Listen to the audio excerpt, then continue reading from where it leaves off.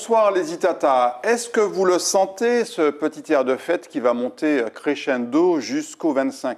Les cantiques à la radio, les chantés Noël du week-end, les odeurs de pâté et de jambon, les nuits qui tombent très tôt, nous transportent dans l'état d'esprit léger qu'on aime ressentir à cette période de l'année. Bon, en même temps, on a les embouteillages interminables qui viennent un peu nous gâcher le plaisir, mais on y est tellement habitué. Alors, quand on parle de fête, mon invité n'est jamais très loin, mes invités, devrais-je dire, car celui que je reçois se transforme parfois en une autre, voire en plusieurs autres. Expert de la mode, il adore mettre en scène ses mannequins et se mettre en scène lui-même. Bonsoir Roger Volnian. Bonsoir Jean-Marc. Alors, je dis Roger Volnian, mais je pourrais dire Chouchou ou Amalia. Ouh là là, oui, ou Tata, ou... il y a tellement de petits noms qui ont traversé cette vie. Et je dirais même Madonna. Ouais. Ah oui. Sans ça, peut-être que je ne serais pas là. Alors, tu es à la retraite, heureux retraité? Heureux retraité. Bon, j'ai fait en 2018 une rupture conventionnelle et puis j'ai profité d'une rupture conventionnelle très intéressante. Et j'avais ma mère qui était malade, donc j'ai profité de ça pour m'occuper d'elle les dernières années. Et puis... tu as travaillé dans la banque, hein? J'ai travaillé dans la banque. Une seule banque toute ta carrière? Une seule banque, 39 ans. À la Société Générale, on peut le dire. À 20 ans, un 1er avril 80. C'était un beau poisson d'avril. Oui. Et oui, j'ai fait la banque et là je suis à la retraite, vraiment la retraite depuis le début de l'année. Et puis parallèlement à cette carrière dans la banque, j'ai fait une carrière mode. Tu as eu une passion de la mode. Plusieurs carrières. Qui t'a, je dirais, dévoré affectueusement. Énormément. La passion des belles choses, l'amour des belles choses, l'amour des choses bien cousues à la main, du travail manuel, l'amour des belles matières, l'amour des... C'est tout un monde, mais c'est merveilleux. Et puis, autre aspect de ta personnalité, on en parlait juste au début, tu adores te déguiser, et particulièrement en femme. Alors, c'est adorer me déguiser, c'est pas spécialement comme ça que je l'aurais dit. Je fais de la scène, parce que quelque part, je suis un garçon qui n'a pas de voix, et que je n'aurais pas pu être chanteur, et que moi, je suis en admiration devant tout ce qui est paillettes, strass et tout, et que ça me démangeait. Et je me suis dit, je ne sais même pas qu'est-ce qui m'a donné la force de le faire, je ne me suis pas posé de questions. J'ai commencé par imiter celle qui est devenue ma meilleure amie, ma petite sœur, Tania Saint-Val. On m'a demandé beaucoup de prestations, ça prouve que ce que je faisais était quand même bien, si je peux le dire, me permettre de le dire. Et j'avoue que j'ai quand même fait une très belle carrière dans ce milieu-là. Et ce n'est pas fini? Ce n'est pas fini parce que, à mon grand étonnement, je suis ressollicité là pour un événement le 27, ce samedi prochain, et ils m'ont demandé le personnage de Maria Carré.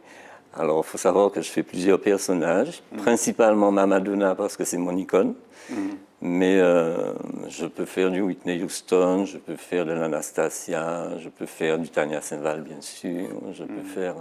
En fait, c'est de l'imitation scénique que tu fais. Ça s'appelle du transformisme. Voilà, c'est de l'imitation scénique que je fais. C'est tout un travail. Il faut être devant un miroir tout le temps. Voilà. Alors, on va retracer ton parcours pendant ces 52 minutes. Et on va commencer par ton parcours personnel. Kimounouye.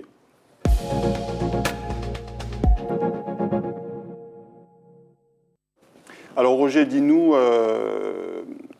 quelle personnalité as-tu, les principaux traits de caractère?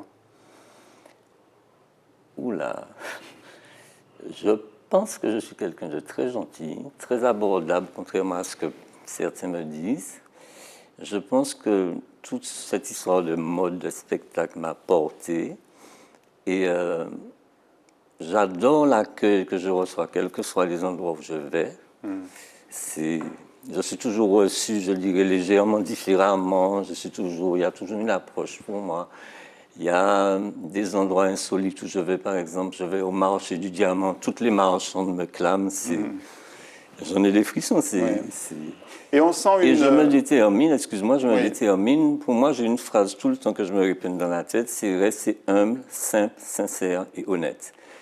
Et c'est comme ça que je fonctionne. Je suis carré dans tout ce que je fais. Je suis... J'essaie d'être moi-même. C'est moi-même c'est mon moi. Je suis pas faux avec les gens. J'ai toujours été moi-même. Et au niveau du travesti, ça a bien passé parce que j'ai été moi-même. J'ai respecté tout le monde au niveau de plein de niveaux. Ouais. J'ai respecté les contrats de mode qu'on m'a donnés. J'arrivais à mettre de l'eau dans mon vin quand vous aviez un client qui voulait pas ci. Il faut arriver à, voilà. Je suis abordable. Et on sent en même temps une certaine timidité, une certaine fragilité, et aussi un côté un peu têtu, quoi. Je ne dirais pas têtu. Les épreuves vous forment.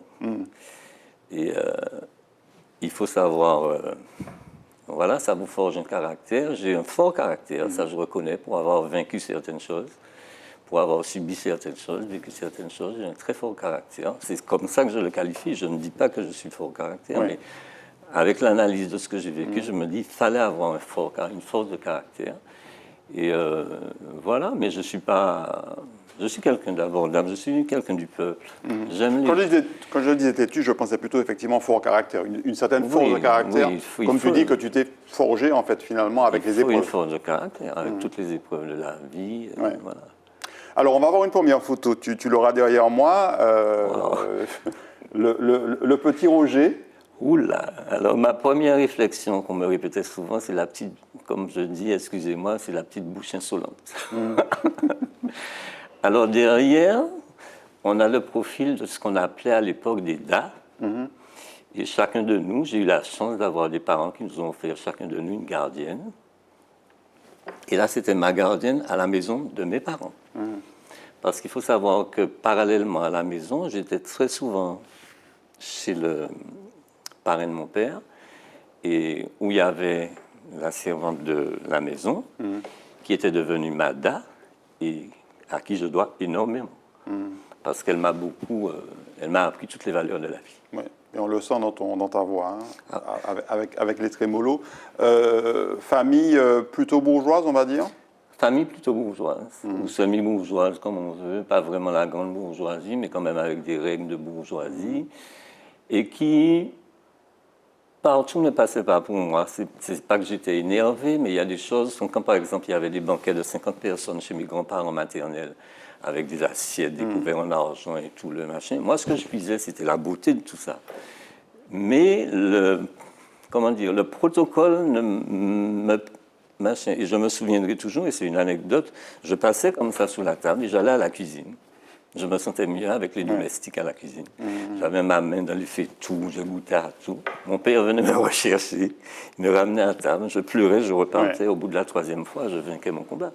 Tu as grandi à Fort-de-France ? J'ai grandi à Fort-de-France. Nous avons d'abord habité Bédé-Tourelle, ensuite nous avons habité Ravinville, un peu plus haut de là où nous sommes maintenant. Et puis après, nous sommes venus là. Et vous êtes 3 garçons, c'est ça ? 3 garçons et une demi-sœur. Les relations entre les garçons, enfants, ados ? Ça va. Bon, on était différents parce que moi, j'étais, comme je dis, j'étais à part. Mes frères étaient chez mes grands-parents avec des bouquins dans la culture et tout ça. Moi, j'étais dans la culture de la vraie vie. Apprendre les valeurs de l'argent, apprendre ce que c'est que transpirer pour gagner de l'argent. Aller au marché, négocier, apprendre à choisir de la... Voilà. Et tu me disais que tu as beaucoup appris aussi avec Zelda, que tu as... côtoyé très très longtemps chez le parrain de ton père. Et c'est quelqu'un qui véritablement t'a formé. Ah, énormément. Je ne voulais pas partir le soir. Je ne voulais pas rentrer le soir. Je rentrais sous sa jupe et je tenais. Mon père, à force de me voir pleurer, il me laissait un soir ou 2 soirs. Ma mère, au bout du moment, disait il faut qu'il rentre à la maison dormir. J'étais tellement bien là. Qu'est-ce qu'elle t'a appris ? Tout ce que vous faites, tout ce que tu fais, faire à manger. Mon parrain avait au moins une 15aine de poulaillers, il y avait toutes sortes d'animaux, il y avait une basse-cour, il y avait poules, canards, pigeons, dindons, cochons, cheval, bœuf, il y avait tout. J'ai appris avec elle à tuer tous ces animaux-là, pigeons, comment on tue, j'ai appris à les cuire, j'ai appris à cuisiner, j'ai appris à aller au marché, à négocier. Et tout ça, c'est des valeurs de la vie. Entretenir une maison, c'est des trucs élémentaires. On va voir la deuxième photo. Là, c'est l'enfant de cœur. Ouais, très catholique. J'ai même donné des cours de catéchisme. Ah oui. C'est après que je m'en suis souvenu. J'ai même donné des cours de catéchisme quand j'étais arrivé à presque la dernière étape dans le catéchisme. Et j'ai donné des cours de catéchisme. Donc voilà, j'avais déjà cette envie de peut-être diriger ou diriger une équipe ou ce savoir de pouvoir, oui. Tu es très, très croyant? Très Croyant, pratiquant aussi? pratiquant, mais pas Avec l'Église, quoi. pas assidûment. Non, non, non, je suis très église, pas Oui. assidûment. J'adore les chants d'église, mais je ne vais pas souvent, ça me fait pleurer. D'accord. C'est comme les musiques classiques et tout ça. Il y a des musiques qui me font pleurer. Quand je choisis des musiques pour mes défilés, par exemple, tant que la larme ne vient pas, je ne valide pas le morceau. Quel souvenir tu as de ton adolescence, la construction de la personnalité? Je pense que j'étais le plus fort caractère de la maison. J'ai réussi à faire mon père m'émanciper à l'âge de 15 ans parce que, bon, je me suis rébellé sur une chose et il nous a interdit un soir de sortir hein, parce qu'on était trop sortis les jours précédents, c'était les vacances. Et moi, j'ai dit, je sors. J'avais déjà pris mon rendez-vous. Mon frère me dit, ne va pas, ne va pas. La moto a fait vroom devant la maison, je suis embarqué, je suis parti. Et le lendemain matin, en montant, je lui dis, réveille-moi, je monterai en même temps que toi, puisqu'on avait une chambre là. Et je monte, je dis à mon père, bon, ce soir, on est chez un tel au Diamant. Il me dit, à partir d'aujourd'hui, je ne te dis plus rien. Je t'ai dit de ne pas sortir hier. Tu es sorti, tu fais ce que tu veux maintenant. J'avais 15 ans. Justement, ton papa, on va le voir. Hein. Ah ouais. On va le voir jeune. Très, très, très, très belle photo. Là aussi, beaucoup d'émotions. Malboug. Gâté, oui. Quelle relation tu avais avec lui? Tu nous as raconté cette anecdote sur l'émancipation, mais... Mon père m'a donné tout ce que je souhaitais. Qu'est-ce que je peux dire? Je n'ai rien à dire. Mon père m'a offert un poule. Je suis un fan de poules. Il faut savoir ça. J'ai cru comprendre que le chouchou vient un peu des poules. Oui, on va y arriver. Mon père m'a offert tout ce que je voulais. Il n'a pas trop compris le personnage que je devenais. Je pense qu'il ne l'a peut-être pas accepté de par certaines personnes proches qui me l'ont dit. Et quand j'ai fait des prestations toujours de mode, de spectacle, habillé en zouk machine, je faisais aussi zouk machine avec des amis, et que, bon, lui, il avait beaucoup de relations, préfet, médecin et tout ça. Et quand il a eu des rapports de ces gens-là, de la qualité de mes shows, il a changé de calac. Il me disait, on m'a dit que c'était très bien hier soir. Même les oreilles percées, c'était pas évident de faire au départ. Ma mère a validé. Depuis 15 ans, j'ai les oreilles percées. J'ai été embauché à la banque les oreilles percées. Donc, alors ta maman, bon, je sais que c'est douloureux pour toi, hein, Roger. Ah ouais. On va voir la photo de ta maman, jeune d'abord, avec ce signe de chair sous le nez. Comme Madonna. Il faut descendre l'atmosphère. Oui, oui, tout à fait. Maman, c'est maman. Ma mère est devenue... excuse-moi, mais... Oui. Ma mère est devenue quand elle a commencé à être malade, je dirais, le bébé que je n'ai pas eu. Parce que je me suis retrouvé à faire pour elle tout ce qu'elle avait fait pour nous. C'est-à-dire mixer le repas, changer ses couches, tout ce qu'on fait pour un bébé. Bien sûr, bien sûr. Et on va voir d'ailleurs, bon, désolé de te faire vivre cette épreuve, mais on va voir d'ailleurs cette photo très très tendre en fait qui symbolise aussi vraiment la proximité que vous avez. Mais ça fait 3 ans, mais c'est chaud. Je ne veux pas me plaindre parce que tout le monde passe par des épreuves super plus dures que ça. Ça fait partie de la vie. Je n'aurais pas voulu que ma mère reste aussi malade un jour de plus. Je lui ai dit de partir. Et voilà. Mais tu as eu le courage de t'occuper d'elle, vraiment tous les jours. J'ai tout fait. Tous les jours. Bon, on va passer à des choses peut-être plus gaies avec la photo suivante. Non, j'avoue que j'ai eu quand même beaucoup de chance dans cette épreuve.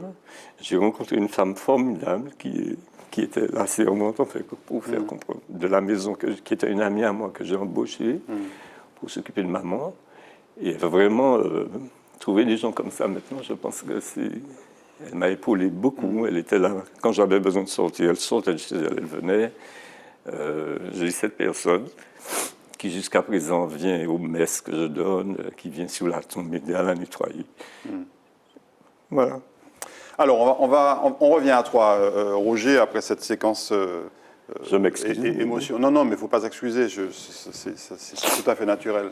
On va voir sur la photo suivante, on va voir déjà tu avais un certain âge, mais ce goût pour La fashion. pour la fashion, hein, le pantalon rouge, les chaussures rouges, Alors, chemise blanche, chaussettes blanches.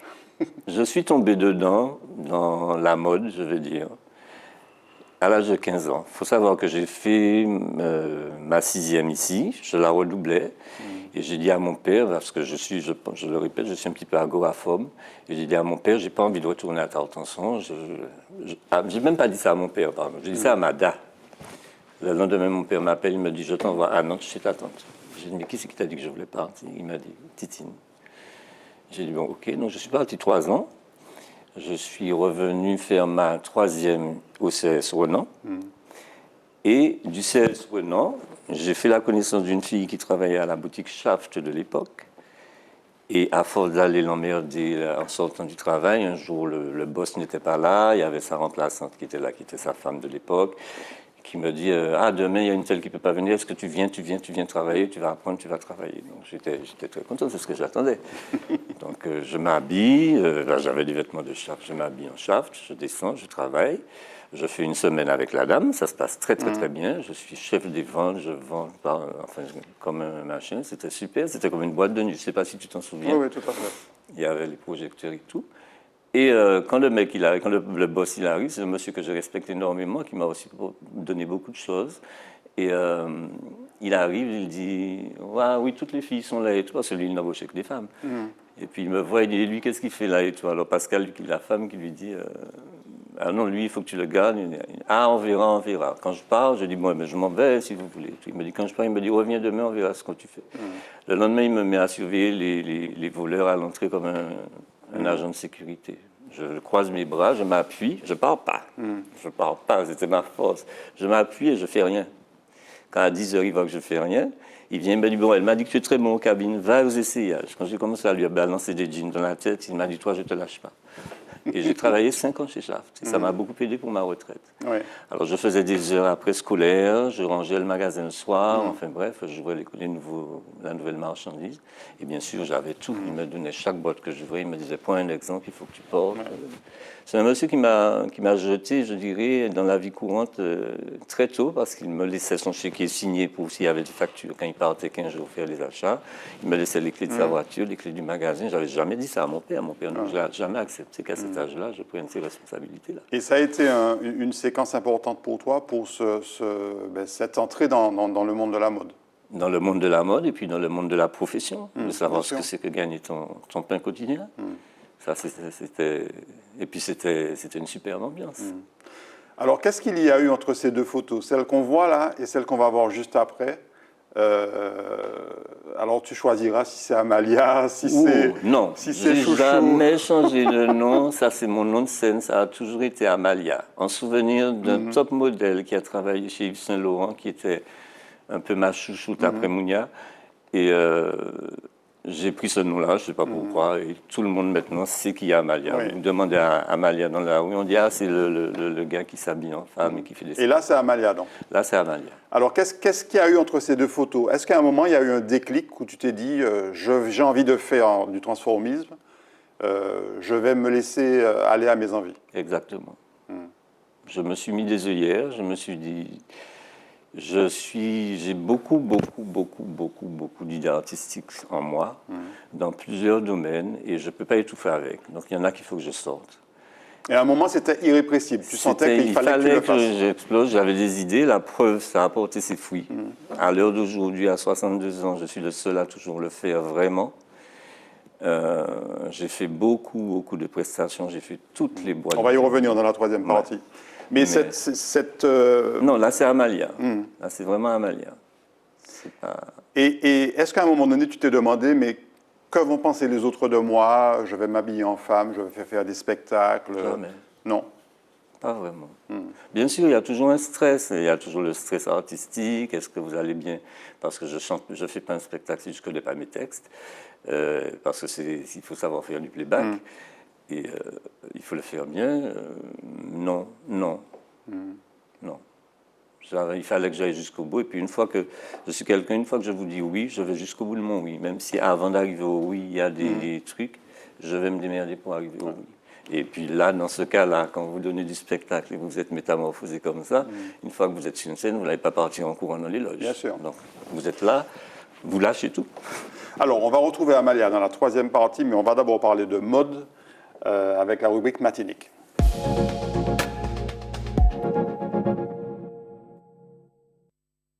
Alors, Roger, on va d'abord voir quelqu'un qui a énormément compté pour toi, qui compte encore énormément pour toi. Un grand mannequin. Oh, Mamoun. Mounia Orozman. Ça a été un autre déclencheur pour toi de ton goût pour la mode. En fait, j'étais déjà amoureux du travail de Mounia dans la haute couture. J'avais même à l'époque plus de boucles qu'elle, de photos d'elle. Et quand elle a ouvert sa boutique ici, elle avait fait un premier défilé. Et j'avais eu la chance de pouvoir y assister. Et après, j'ai une très bonne amie qui la connaissait un petit peu. Et je lui ai dit, il faut que tu me présentes Mounia. Il faut que je connaisse Mounia, il faut que je connaisse Mounia. Et on est allé à sa boutique, elle m'a présenté. Je veux te présenter quelqu'un qui cherche à te connaître et tout. Et depuis ça, je ne sais pas comment la suite s'est passée, mais on ne s'est plus lâché. Et tous les gros shows que Mounia a fait, j'ai appris énormément avec elle. Apprendre à gérer une cabine. La cabine, c'est tout ce qui se passe derrière. Bien sûr. La cabine, c'est aussi les mannequins.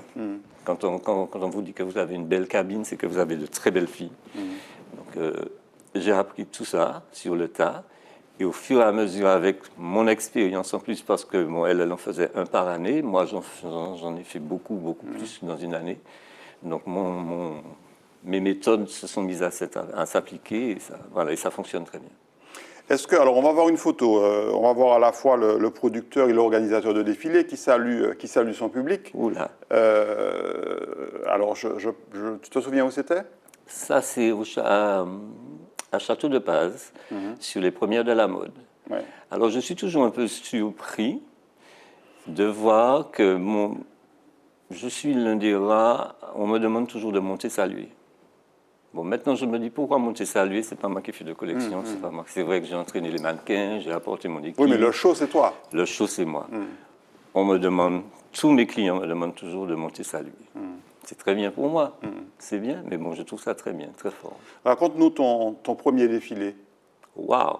Mon premier défilé, c'est un ami qui avait une boutique et qui me dit j'ai une nouvelle collection qui arrive très prochainement et je veux que ce soit toi qui fasses le défilé. Je dis pardon, j'ai pas de mannequin, je sais pas comment faire, j'ai pas d'équipe, j'ai rien. Il me dit tu as 2 mois pour monter ton équipe et me faire quelque chose. On va le faire à l'Hippo Club de l'époque, la boîte de nuit qui m'a propulsé dans les 2 domaines, spectacle et défilé. Donc, qui fut dit, j'ai fait ça, j'ai trouvé 3 filles, pas mal de garçons formés, machin. On fait le défilé. Je fais le défilé. À la fin du défilé, beaucoup de commerçants qui étaient venus voir, puisqu'ils c'était quand même une autre façon de vivre. Ouais. C'était la belle époque. Et tous, ils sont tombés sur moi et ils m'ont dit, on veut travailler avec toi. On était quoi, dans les années 90? Ouais, par là. 80, entre 80 et 90. Ouais. Qu'est-ce qui fait le succès d'un défilé de mode? Qu'est-ce qui fait le succès d'un défilé de mode? Bien sûr, la collection. Déjà, la collection, il faut que ce soit une belle collection. Et puis moi, ce qui fait le succès, il faut des filles formées, qui savent travailler et qui prennent plaisir à l'apprendre avec moi, parce qu'il faut savoir que tous les samedis, je donne des cours à mademoiselle qui veut essayer de faire un peu de mode. C'est du bénévolat. Et c'est mon plaisir de former tous les samedis une quinzaine de filles à défiler. Maintenant, quand j'ai des contrats où je peux les proposer, je les propose, ou si elles veulent voguer de leurs ailes. Alors, on va voir une photo, une très très belle photo avec des vêtements magnifiques. Alors, je ne sais pas si ce sont des robes de mariée ou alors, pas. Non, c'est des robes de Kevin O'Brien. Kevin O'Brien. Mon ami, mon grand ami, Kevin O'Brien. On va le voir tout à l'heure en photo. Il fait des choses magnifiques, regardez ça. Et j'ai vu, en préparant l'émission, j'ai vu plein de photos de toi avec tes mannequins. Tu es toujours avec tes mannequins. Ah, ce sont mes enfants. C'est fusionnel, cette relation. Ce sont mes enfants, ce sont mes filles. Il y a des gens qui n'aiment pas m'entendre dire mes filles, mais bon, ce sont des gamines. Ouais. Cette gamine qui est là, je vous donne un exemple, c'est pourquoi je ne mélange pas, c'est pas vraiment du business pour moi, c'est de la passion. Cette gamine, elle est venue à une audition pour passer l'élection de Miss Prestige à l'époque où je travaillais dessus, j'étais chorégraphe. Laquelle? Celle qui est à côté de toi? Celle qui est là, la black, au bout là. Toutes les autres, ce sont des familières, ce sont des amours. Cette petite, elle avait 16 ans. Elle était même comme ça. On ne l'a pas retenue au casting pour l'élection. C'est celle qui a le haut avec un peu de fleurs, avec des fleurs. Hein. Voilà. Mais elle peut vous le garantir jusqu'à l'heure d'aujourd'hui. J'ai couru dans l'escalier quand elle partait. Je lui ai dit, donne-moi tes coordonnées. Parce que moi, je vais te faire travailler. Et je l'ai prise avec moi. Et Mallory, c'est une de mes chouchous. Sa maman m'adore. Voilà mes liens avec toutes les filles. Ouais. Les parents m'adorent. Il n'y a pas de problème. Dès qu'ils me déposent leur fille une première fois, ils voient que ça se passe bien. Ils ont confiance. Je peux leur ramener les filles chez eux après le show. Sur la pellicule suivante, on voit plusieurs photos. En fait, on te retrouve à la fois avec des mannequins, avec aussi avec, je pense, Alors devant là, des gens qui t'ont aidé à l'organisation. C'est quand même un nom à dire. C'est l'équipe du couturier. Enfin, c'est les créateurs de On aura tout vu. La marque On aura tout vu, qui était aux premières de la mode. Là, bon, il n'y a pas de créateur. Là, c'est avec mes filles. Et ça, c'est toute ta vie, en fait, Roger. C'est beaucoup de ma vie. C'est les gens qui sont autour de toi, là, c'est tout ce qu'il te faut pour être heureux, en fait. Je suis bien sur le podium. Ouais. Mais quand j'y suis pas, elles y sont pour moi. Donc elles me représentent parce que je ne rigole pas dans la démarche. Tu sais à peu près combien de défilés tu as organisé depuis 30 ans? Non. 42 ans. 42 ans, tu dis? J'ai commencé j'ai 62 ans, j'ai commencé à 20 ans. D'accord. Non. Je ne saurais pas répondre. Et il y a eu un centre commercial, la Galeria. Ce centre-là qui est celui, voilà, tu disais, c'est celui qui a contribué à te propulser qui m'a vraiment encore davantage. plus propulsé ou redynamisé au bout d'un certain temps, parce que bon, il est né plus tard que mes débuts. Bon, faut savoir qu'il y a Place d'Armes qui était né avant et qui, jusqu'à l'heure d'aujourd'hui, me fait confiance. On continue à m'appeler. Je remercie toute l'équipe, je les adore, ce sont des amis. Il y a aussi le petit centre de batelière de Cluny qui a ouvert, les boutiques de Cluny où j'ai travaillé, puis il y a eu la Galeria.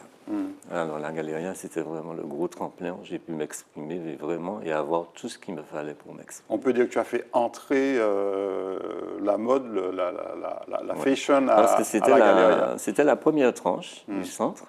C'est toujours le même commerçant de Fort-de-France qui m'avait permis de démarrer mon défilé avec 5 filles, qui m'a amené là parce qu'il a pris un local et qu'il allait ouvrir une boutique là. Et donc il y avait la première tranche, il y avait vraiment, si les gens voient un peu, il y avait juste la fontaine et puis les boutiques autour. Et le directeur à l'époque, M. Boulanger, qui est mon regretté Boulanger parce qu'il est décédé, c'est un monsieur qui m'aimait énormément. Parce qu'il aimait mon travail, il aimait mon côté carré, il aimait les choses bien faites et il m'amène dans le centre et il me dit « Monsieur Volny, où vous voyez qu'on puisse faire un défilé ?» Je tourne. Puis je vois la fontaine, j'ai dit « Est-ce qu'on peut parquer la fontaine ?» J'ai dit « On fait sur la fontaine. » Et c'était génial. On va avoir d'ailleurs une coupure de presse de France Antilles qui salue la Galeria Temple de la mode, grâce à Roger Volnian. Ouais. Et jusqu'à aujourd'hui, tu continues à organiser... Alors, ils ont arrêté pendant peut-être 5 ans après le décès de M. Boulanger. Enfin, ils ont arrêté quelques années là. Et là, ils ont repris l'année dernière. Ouais. Mais ce n'est pas le même concept. Hein. C'est plus petit, ce n'est pas les défilés spectacles où les voitures garaient, je me souviens, près du haut marché, où les gens montaient à pied pour voir les shows. C'était un événement. En Guadeloupe aussi, Millénis. On va te voir avec ton ami en Guadeloupe, Kevin O'Brien. On ne se lâche pas, lui. Dès qu'il a un truc en Guadeloupe, il me dit « il faut que tu rentres ». Donc je rentre sur Miss Guadeloupe, je rentre pour ses défilés, pour toutes ses collections. C'est mon vieux frère, ça, même s'il est plus jeune que moi. Et lui, tu considères que c'est un très grand styliste? C'est un très bon créateur. Il n'y en a pas beaucoup entre les deux îles. Il y en a de bons, il y en a des très bons, mais lui, il a une vision de la femme qui est magnifique. Qui est magnifique. D'ailleurs, c'est lui qui m'habille pour mes spectacles. Ouais. On va te retrouver là avec tes filles. Encore. Une autre photo, alors là, on a des tenues un peu madras, un peu mélangées. Alors là, c'est... Il faut savoir que je travaille aussi beaucoup avec les lycées qui ont des sections couture. Oui. Il y a le lycée du Marin, il y a le lycée du Mage. Du Mage Jean-Joseph. Avec Josette Sina, qu'on a reçu à plusieurs il y a reprises. une autre dame que j'aime beaucoup, j'oublie son nom. Mon Dieu, elle va m'être fâchée. Je travaille avec le lycée du Marin. Je travaille aussi beaucoup avec les offices de culture qui ont des sections couture. Donc, chaque fin d'année, pour eux, je pense que c'est juin, je crois, Ouais. elles présentent avec leurs élèves, c'est pas avec mes mannequins, avec leurs élèves, Madame Tout-le-Monde. Alors là encore, je suis baigné dans des grandes dames, super gentilles et tout. Et je fais le défilé, je leur donne la musique. Tu formes aussi peut-être de futurs mannequins, quelque part. Mais pourquoi pas. Et je fais défiler dans ces deux centres-là, et je suis même arrivé à faire la formation et faire le défilé pour le Greta. Voilà. Sur quoi tu te bases pour dire oui à un créateur ou à une créatrice? Une question de confiance, une question de... Voilà. Il t'est arrivé de refuser parce que tu n'aimais pas les vêtements? Jamais. Jamais. Je ne vais pas aller jusque-là. Ça peut ne pas spécialement me plaire, mais bon, ça peut ne pas spécialement être moi, mais c'est sa vision et il faut respecter sa vision. Donc voilà, nous les mannequins, elles sont là pour présenter le modèle, quel que soit. Elles n'ont rien à dire. Est-ce que tu as en mémoire un défilé que tu as adoré? Mon Dieu, là. Le premier de la Galeria. Parce que le premier de la Galeria, c'était un gros challenge pour moi, parce que je voulais faire un tableau d'ouverture, parce que tous mes défilés, j'essaie de les signer par des tableaux d'ouverture, de danse, de faire quelque chose, même un artiste venir. Et j'avais décidé de costume, j'avais fait appel à un plasticien. Il avait trouvé, ça m'avait un peu blessé, il m'avait trouvé que je copiais un peu Jean-Paul Goud sur mon idée de ce que je voulais comme costume, la femme parapluie, le parapluie de Jean-Paul Goud. Et il m'a dit qu'il ne le faisait pas. Et il me dit ça une semaine avant le show. J'arrive chez moi, je me pète la tête contre un mur et je me dis, mon Dieu, comment je fais? Ma maman partie, je l'appelle, je lui dis, maman, il faut que tu m'aides. Et puis l'idée m'est venue, c'est pourquoi je vous dis, j'ai plein de trucs. L'idée m'est venue, j'ai dit, je vais m'en sortir. Je vous avais proposé la photo où la fille a plein de tissus. Je suis allé à la boutique de tissus qui est à la galerie à l'époque, j'ai demandé des ballots de tissus. Je leur ai dit, je vais juste vous abîmer 10 cm de votre ballot de tissu, c'est-à-dire de quoi faire un oulet pour passer une ceinture. Et avec ça, j'ai pris peut-être une dizaine et j'ai fait une jupe pour la fille. Donc elle avait un pan bleu, un pan machin. Il y a des garçons qui tenaient les rouleaux et puis il y avait toute une chorégraphie autour. Et j'ai fait mon tableau tout seul. Ma mère m'a aidé, elle m'a cousu les couleurs des tissus sur une coiffe que j'ai fait en fil de poulailler, tout simplement. Et puis, j'ai drapé un truc pour la fille, et c'était une fille magnifique, Franciane, une Guadeloupéenne, et c'était le plus beau tableau, je crois, que j'ai fait jusque-là. Et très, très apprécié par le public de la galerie. Ah oui. Et pour un premier, ça a vraiment... ça a fait un gros feu d'artifice. Alors, Roger, il y a les mannequins femmes, et puis il y a aussi les mannequins hommes. Ah oui. Bon, il y en a pas autant. Je peux en avoir beaucoup, mais il n'y a pas autant d'occasions pour les garçons. Donc, c'est vrai que je fonctionne un peu avec les mêmes depuis quelque temps parce que ils sont rodés, ils sont super. Dès que j'appelle, tu fais le défilé, oui, bang. Ils sont indépendants. Ça se passe bien et puis il se développe une superbe affection entre les garçons, peut-être même plus forte qu'avec les filles. Ce sont eux qui viennent vers toi souvent? Souvent qui viennent vers moi ou quand il y a des castings, ils viennent. Bon, David qui est deuxième sur la photo, je l'ai connu sur un casting et tout de suite ça s'est passé. Jérémy, c'est mon petit chouchou aussi. Bon, maintenant ils sont devenus même plus mes fils parce que bon, ils font partie de ma vie. Quand j'ai un problème, c'est que j'appelle. Il y en a un autre qui n'est pas par contre mannequin, donc qui n'est pas sur les photos, qui s'appelle Marvin. Et c'est mes 3 garçons et j'ai décidé de m'arrêter là et de ce concours-là. Mais ce sont des gars qui sont beaux, qui sont grands, qui ont du physique, mais ils ont une grande sensibilité intérieure. Et il faut fouiller, enfin pas fouiller, mais chacun a un cas particulier. Et j'ai été parfois des douleurs, des souffrances intérieures. Des douleurs, des souffrances intérieures. Et les faire défiler déjà, ça fait du bien, ça combat la timidité. Et parler avec moi comme un père, leur donner des conseils, me livrer leurs secrets de douleur et tout ça, c'est super fort. Donc ça, je l'ai plus avec les garçons. Les filles vont me raconter un petit peu leur vie personnelle, bon voilà, mais les garçons, c'est plus fort. Et ils arrivent, ils me donnent la main quand on fait connaissance, et c'est ce qui m'a toujours paru bizarre, et ils me font la bise en partant. Et je ne suis pas étonné, puisque ça fait longtemps que ça se passe comme ça, mais j'ai jamais cherché à savoir pourquoi. Qu'est-ce qui se passait, quel feeling qui passait, qui fait qu'en partant, le jeune qui est venu me voir pour défiler me fait une bise. Il y a une différence entre la façon de diriger les mannequins femmes et les hommes? Oui, les hommes, je suis plus flexible. Les filles, je suis très dur sur la démarche. Enfin, très dur, c'est une façon de dire les choses. Je voudrais qu'elles soient vraiment au sommet du glamour dans leur démarche, même si elles ne vont pas prendre l'avion pour aller faire ça ailleurs. Mais qu'elles soient belles, elles ont une prestance, elles ont un truc. Les garçons, ils arrivent aussi. Il y a peut-être légèrement moins de travail, mais il y a du travail aussi. Roger, on va terminer cette séquence sur la mode, mais là en l'occurrence c'est pas que de la mode, avec quelqu'un qui va nous permettre de faire la transition avec la prochaine partie. Waouh, l'amour de ma vie. Tania Saint-Val. Tania Saint-Val, c'était une rencontre qui devait être faite. La façon dont elle s'est faite, c'était obligatoire que c'était déjà écrit. Parce que tu l'imitais déjà. J'imitais avant de la Tania. rencontrer. J'imitais Tania. Je la suivais en concert partout en Martinique surtout, quand je trouvais en Guadeloupe. Et au fil du temps, bon voilà, en 98, je ne sais plus quelle année son album Zouka Gogo sort, elle passe à l'antenne, j'arrive à la voir à l'antenne, on commence à discuter, et je lui demande si elle voit les gens qui sont devant elle, enfin bref, elle voit à peu près qui je suis. Mais pas vraiment, mais moi je tremble comme une feuille, je suis là, le téléphone, le fan.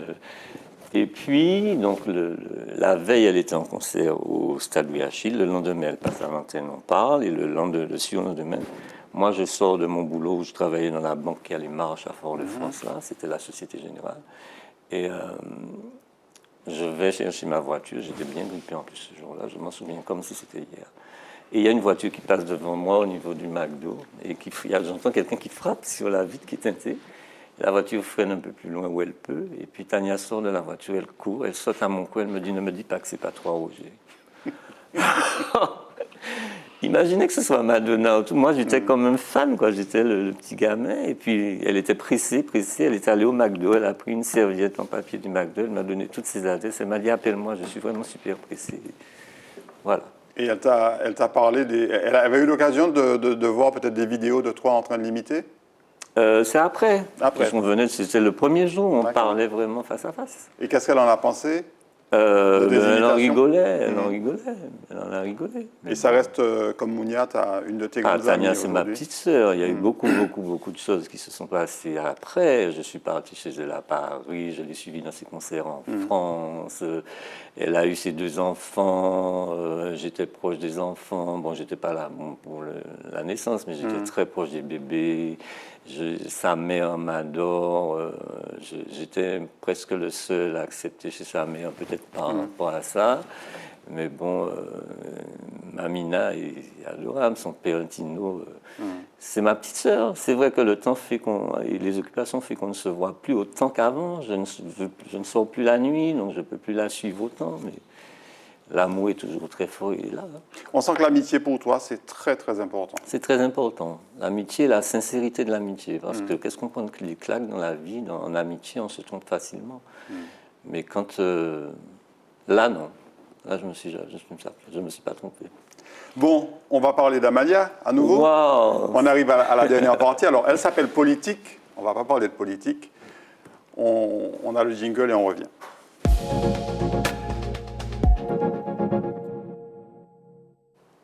Donc, on va parler en fait quelque part de tes engagements, parce que le fait de t'assumer en Amalia, c'est quelque part. On va voir d'ailleurs une des premières affiches, je crois. Hein, c'était au New Hippo. En Madonna. En Madonna, justement. C'est quelque part un engagement pour toi. C'est une façon d'assumer ce que j'ai à l'intérieur de moi, ce que je suis. Comment tu décrirais ce que tu as à l'intérieur de toi? Certainement que j'ai un côté féminin en moi, que j'ai développé par la danse au CERMAC pendant 14 ans. J'ai fait toutes sortes de cours de danse, j'ai un côté féminin en moi et c'est peut-être nécessaire que je le sorte de temps en temps pour mieux vivre et ça fait, jusqu'à l'heure d'aujourd'hui, ça fait plus plaisir que ça n'énerve. L'hippo, le New Hippo, quel souvenir? Alors, j'ai fait avec Bernard au Bernard Club, qui était juste à côté de l'hippo.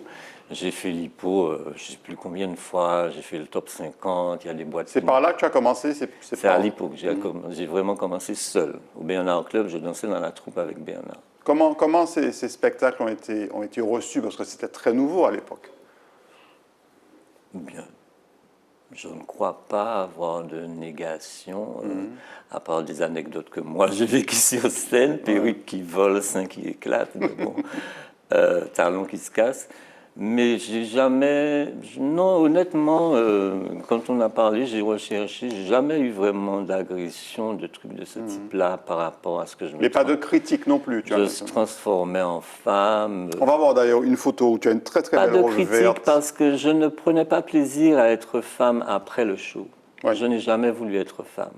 Je suis un acteur en fait, je rentre dans un rôle. Une fois que je me suis habillée en femme, que j'ai dit oui à celui qui m'embauche, qui veut la presta, je fonce, je vais, je donne ce qu'il y a à donner. Mais à peine sorti de scène, le premier gadget que j'enlève, c'est la perruque. C'est affreux de supporter ça. Est-ce que tu te souviens de cette photo, Roger? Une belle robe verte. Alors là aussi, ça va te surprendre du lieu. C'était pour le Rotary Club du Lamentin. Donc des grandes, tu vois, des grandes maisons qui m'appelaient. J'ai même fait le Trésor public, le comité du Trésor public. Donc là, c'était à l'hôtel Resort au Cap Est. Et le Rotary Club faisait un show. Et je leur ai fait 2 personnages, Whitney Houston, là.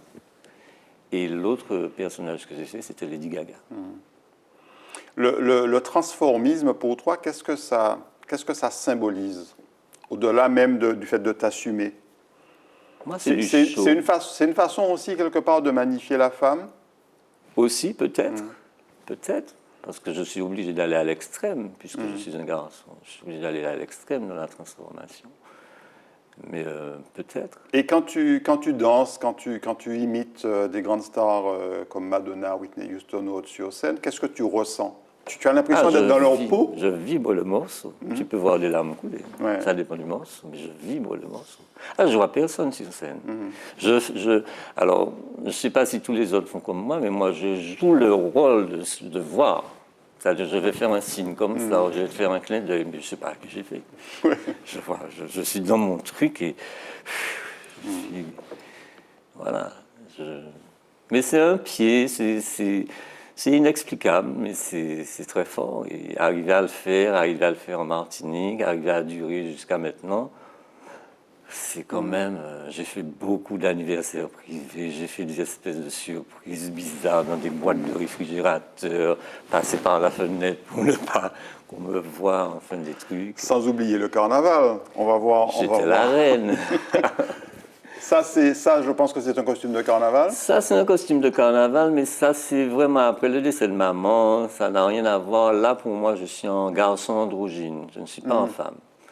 Je ne suis pas en femme du tout. Je suis maquillée, j'ai pas de soutien, j'ai pas de robe, j'ai un pantalon. Oui, c'est un déguisement. C'est un déguisement. Pas plus. Je ne me suis pas mis en femme depuis l'enterrement de maman. D'ailleurs, c'est le premier... Comme je m'occupais beaucoup d'elle, donc je n'allais pas vraiment au carnaval. Et c'était le premier carnaval après son départ. D'accord. Quand j'ai commencé à faire du carnaval, j'avais des robes très imposantes qu'une couturière, mon Dieu, j'ai fait son nom, et me faisait, je m'entendais très bien avec elle. J'avais 4 gardes du corps avec lunettes noires et moi j'étais seul au milieu de la rue avec ma robe qui avalait toutes les rues de Fort-de-France qui n'étaient pas larges. Ouais. Et puis... sur la photo suivante, alors c'est un gros plan... Toujours au niveau de la tête, toujours le carnaval, toujours le déguisement. Toujours après ma... Mais là, tu as un air un peu sérieux, là, sur la photo. Non, j'étais... En fait, ce soir-là, je rendais service à un ami qui faisait une soirée, et souvent, il m'appelle pour tenir la caisse. Donc, mais je me suis habillé comme ça, vite fait. Ouais. J'avais juste un pantalon rouge, je crois, et un truc à plumes. Il y a un élément très, très important dans le transformisme et dans tes transformations, ce sont les perruques, les cheveux. On va voir sur la pellicule suivante une série de photos avec une magnifique perruque noire. Ouais. Alors, oui, c'est une perruque de cheveux naturels noirs qu'une des esthéticiennes qui me maquille m'a offert. Et le make-up, c'est une autre maquilleuse qui travaille beaucoup avec moi sur les shows mode, qui, de temps en temps, quand elle s'ennuie, elle m'appelle et on fait des essais. Et voilà, elle m'a appelé un après-midi, elle m'a dit: qu'est-ce que tu fais? Je dis rien, j'ai pris une perruque, j'ai pris un col roulé, je suis parti chez elle et ça a donné ça. Est-ce que tu te plais quand tu te vois comme ça? Ouais, Qu'est-ce parce qui que ressort de... ça ne peut que me plaire parce que c'est proprement fait. Regarde comme c'est fait, c'est vraiment propre. C'est pas du burlesque que je fais, Ouais. c'est du professionnalisme. Donc c'est vraiment propre, c'est nickel chrome. Je peux rien dire. Et tu disais que quand tu es sur scène, tu ne vois pas le public, Pas vraiment. mais tu perçois quand même quelque part le regard des autres, Oui. des femmes et des hommes d'ailleurs. Parce qu'il y a peut-être des hommes qui rêveraient de faire Oui, du mais je le transformisme. sais, il y en a beaucoup qui sont comme ça. Qui sont comme ça. Si j'arrive à avoir deux regards, les gens sont comme ça. Et je suis souvent ovationné. Bon, ça me donne un peu peur pour le prochain. Ouais. Mais je suis souvent, je lève l'ambiance grave. Et tu ressens parfois aussi des regards gênés, notamment chez les hommes. Alors les regards gênés sont traites parce que les regards gênés, ce sont peut-être des embafeuilles, comme je dis. Mais Des bafeux, tu veux dire, des hommes qui ont une part de féminité qu'ils voilà, mais n'assument qui pas. n'arrivent pas à l'exploiter comme moi j'ai osé le faire. Donc ils ont une part d'admiration, mais en même temps ils ont une part de ne pas montrer. Donc Ouais. voilà, ils se mettent sur le regard. Mais c'est un peu ce que j'ai constaté au long des années. Mais il y en a beaucoup qui le font pendant le carnaval. Ah Il y a oui, énormément d'hommes qui se déguisent en femmes pendant le au carnaval. carnaval. Mais en dehors de ça, non, Non, effectivement, ils ne... en dehors de ça, non. Donc peut-être qu'ils auraient voulu le faire plus souvent. Et ben, moi, au moins, je les fais rêver. Au moins, j'ai ça déjà chez eux. C'est beau, ça. C'est Ouais. bien fait. On revient au spectacle avec cette très très belle photo où on te voit au micro. Ah, ça, c'était... Alors là, c'était pas un spectacle, c'était un shooting photo qu'un grand photographe ici, avec qui je travaillais dans la mode, m'avait offert, qui s'appelle Vianney. Et on avait fait toute une série de photos. Et j'ai de très très beaux clichés de lui en noir, comme ça. C'était vraiment une... J'ai envie de refaire une autre, un peu plus... j'ai déjà, j'ai déjà sollicité le photographe. J'ai envie de refaire un autre shooting un peu androgyne comme ça, Ouais. style Madonna, with Bed with Madonna, où elle était dans une chambre couchée sur des lits. J'ai envie de faire un peu ça, mais ça c'est... Et là, c'est qui? Là, c'était, je pense, Whitney, enfin une chanteuse lyrique. Ouais. Et tu mets un point d'honneur à connaître par cœur les paroles des chansons, parce que tu ne Absolument. chantes pas, tu mimes. Je ne chante pas, je fais du playback. Playback, voilà, c'est ça. Alors, parfois, il m'arrive de chanter, mais tout doucement, parce qu'il faut savoir que quand tu fais du playback, tu ne salives pas. Et au bout d'un moment, tu ne pourras plus articuler. Ouais. Donc, je suis obligé de chanter tout doucement pour que ma salive reprenne place et que je puisse articuler correctement. Et avant, tu fais un travail d'observation de toutes ces chanteuses. Alors, c'est un grand travail d'observation. C'est un énorme travail d'écoute musicale, mais je ne sais pas combien de temps, combien de fois. Ça, c'est... Tant que je ne connais pas le morceau à la virgule près, je ne dis pas oui pour ce morceau-là. Et voilà, c'est du professionnalisme. Il faut aller... À quoi ça sert d'être si bien natifé, si bien machin, et puis faire... Non, il faut que ça soit beau jusqu'au bout. Et tu te produis alors, essentiellement dans les boîtes de nuit, non, tu disais aussi dans des soirées privées parfois Oui, également. Hein. beaucoup d'anniversaires privés m'appellent. Moi, j'en fais de temps en temps beaucoup moins qu'avant. Mais beaucoup d'anniversaires privés, parfois pour des grandes personnes, ce sont les enfants qui offrent à leurs parents. Et il y a juste une petite anecdote que j'ai envie de dire, c'est qu'un jour, il y a une fille qui offre à son père ma prestation pour son anniversaire. Et la maman, donc la femme du monsieur, m'appelle. Après, la fille, elle me dit: ma fille vous a pris, mais mon mari est un peu sauvage, il ne faudra pas le toucher, je ne sais pas comment vous travaillez, il ne faudra pas le toucher, il ne faudra pas l'approcher et tout. Je dis: mais ok, il n'y a pas de problème, heureusement que vous me dites ça, il n'y a pas de souci. Qui c'est qui saute sur moi, qui vient danser le premier morceau avec moi devant moi? C'est le monsieur.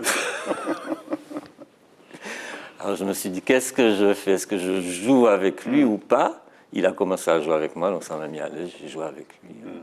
Alors tu le disais, Roger, depuis le décès de ta maman, tu n'as pas beaucoup fait de prestations de ce type, mais là tu recommences. Je recommence, ça me met du baume au cœur, je vais recommencer. Si ça peut me faire en faire d'autres, bon là je suis sollicité par quelqu'un, mais après si ça peut me faire faire 2, 3 autres, pourquoi pas. Mais bon, voilà, On termine avec cette photo.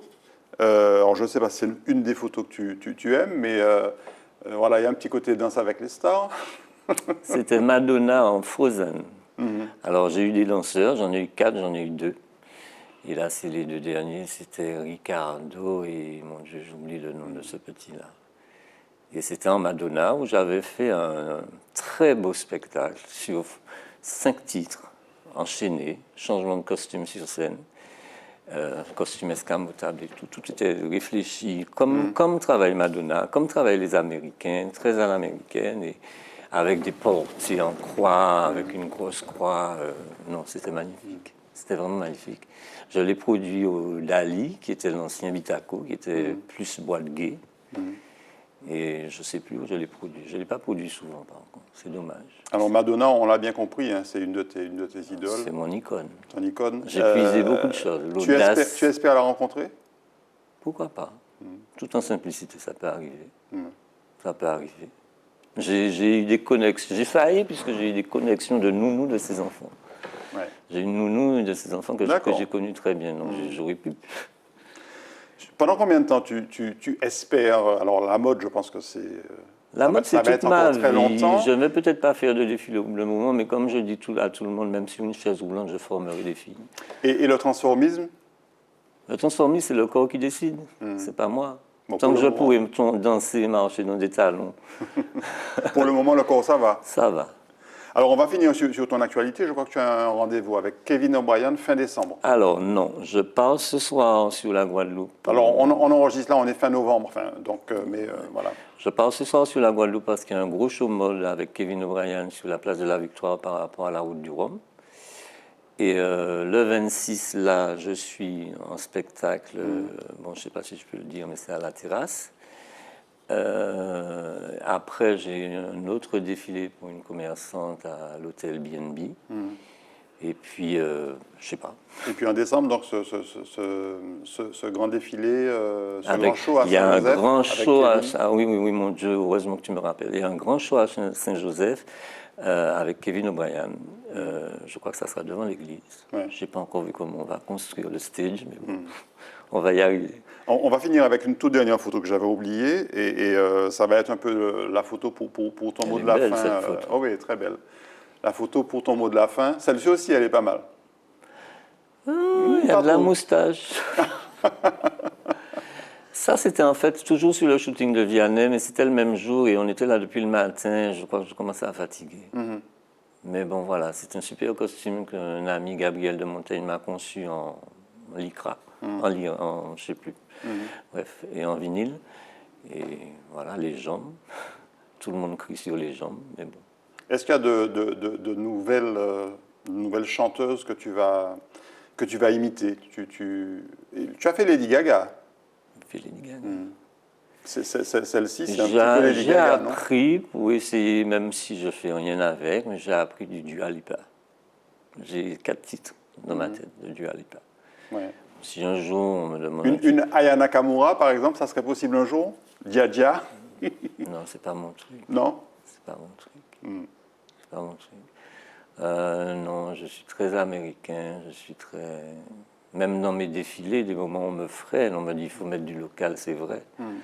Et c'est vrai que je suis très porté par les musiques de films, par les musiques classiques, tout ce qu'on retrouve dans la haute couture. Roger, merci beaucoup. Eh ben, c'est moi. J'ai l'impression d'avoir parlé beaucoup. Il y a eu beaucoup d'émotions. Ouais. Tu ne t'es pas caché, je pense que non, mais je suis quelqu'un de vrai. Tu verras si je suis triste, je suis gai sur mon visage. Je ne sais rien cacher, j'aime pas mentir, j'aime bien dormir. Merci beaucoup en tout cas d'avoir retracé ton parcours avec nous. Merci Jean-Marc et merci à Zitata de m'avoir offert cette opportunité. Merci beaucoup à vous de nous avoir suivis. On se retrouve très bientôt sur les antennes de Zitata pour d'autres émissions. Bonne soirée ou bonne journée.